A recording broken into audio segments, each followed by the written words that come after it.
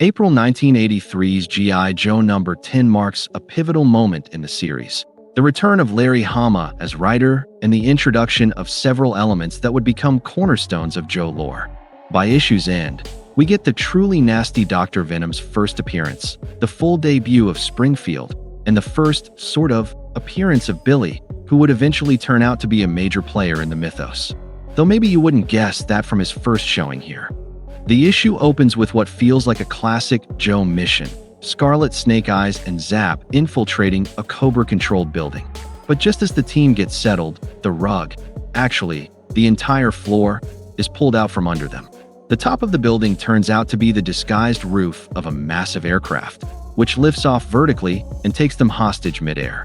And flying that aircraft is none other than the Baroness, still Cobra's official pilot in these days before Wild Weasel's debut.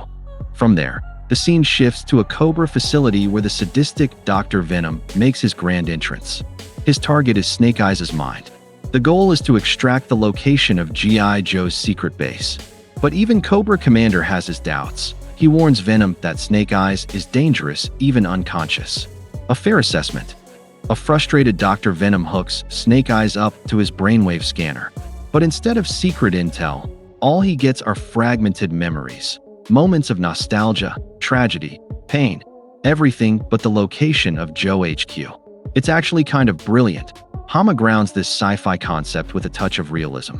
The idea that a soldier would train himself to focus on irrelevant facts or emotional memories to protect critical information during an interrogation feels real enough. Of course, the scanner veers into sci-fi fantasy later, but Hama gives it a solid, plausible foundation here.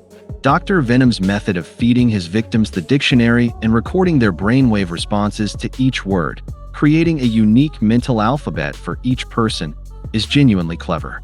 Thanks to the brainwave scanner, we have our first tease of Snake Eyes' mysterious origin. Faint hints that he's not just a commando, but something more. A ninja, perhaps? It's a breadcrumb trail that will lead to one of the franchise's most iconic character arcs. Meanwhile, back in their cell, Scarlet and Zap begin to shake off the effects of the gas. They're aided by a young boy, clearly a prisoner too. When the Cobra guards bring in food and water laced with more drugs, the boy stops the Joes from drinking. This junior MacGyver then uses the heat from a light bulb to burn off the poison. That boy is later retroactively revealed to be Billy, Cobra Commander's son. But don't get ahead of yourself. He bears zero resemblance to the character he'll become.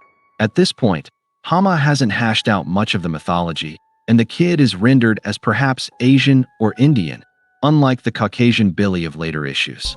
In true early 80s Marvel fashion, the plot takes a bizarre yet oddly fitting turn. Dr. Venom's lab is revealed to be hidden inside a video arcade.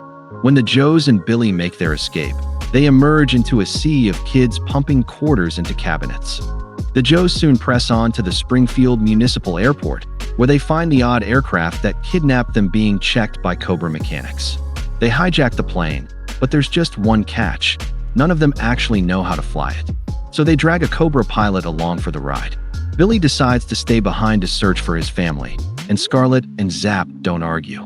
Just imagine how differently G.I. Joe continuity could have played out if Hama had decided to allow this kid to tag along before he determined Billy's the son of Cobra Commander. Back in New York, the Joes bump into characters from Marvel's personal appearance program, where heroes like Spider-Man and the Hulk would show up at car dealerships and county fairs.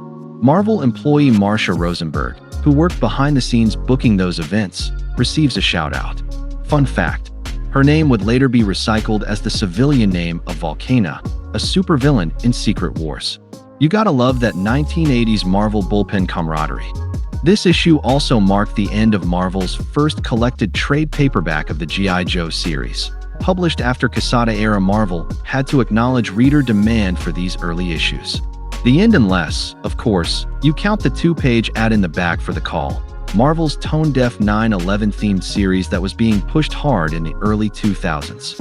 Remember paying $25 for a trade paperback and finding ads wedged in the back? Good times. That's all I have you fine people today. Please check back in for future videos exploring these early days of G.I. Joe, and be sure to click on every link I spam into the video description.